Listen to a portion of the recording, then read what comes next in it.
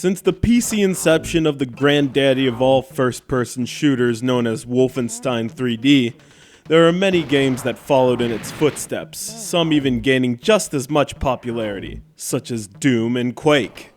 The influence of such games allowed the run-and-gun first-person shooter genre to take root in the lexicon of gamers worldwide, but there are some that have slipped through the cracks and onto systems that are not known for FPSs.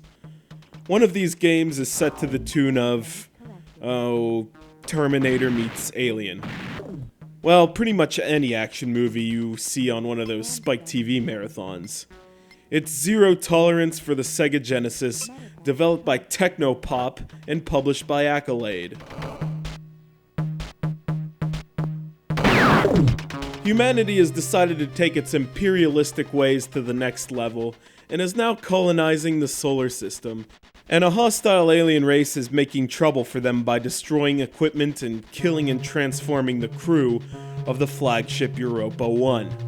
A barrage of gunfire has also damaged the nuclear cooling system, which means you're on the clock the whole game, before the whole ship goes kablooey.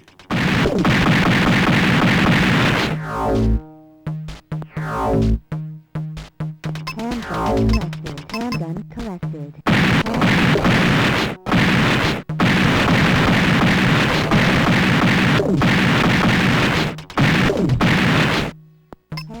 Thus, the Planet Defense Corps get on the horn and dial Zero Tolerance, 5 space commandos each with different abilities.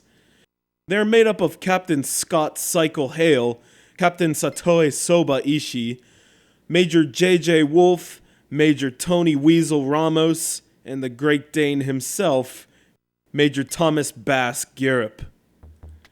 Don't worry, you'll be reminded of their names often, since the HUD is mostly map, weapon loadout, and ID card. This is probably my least favorite aspect about Zero Tolerance, which is certainly an entertaining first-person shooter in the style of Doom or Quake, but in a lower definition from what a PC could handle in 1994. It's like peering through a cardboard box, allowing for less peripheral vision and more surprise attacks from your enemies. Handgun collected.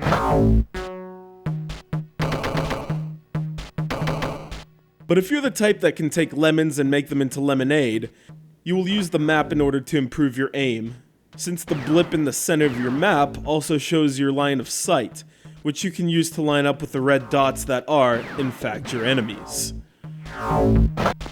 Handgun collected.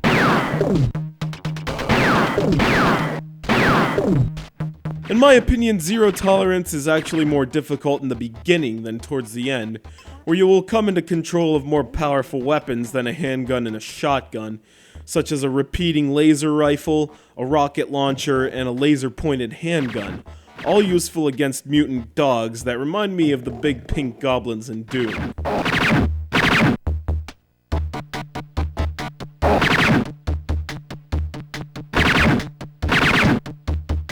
Make no mistake, Zero Tolerance is fun to play, but only if you have the patience and perseverance to get used to the sensitive movement controls and the small aperture you're given to keep an eye on your enemies. Handgun collected. Handgun collected. Ammunition is low.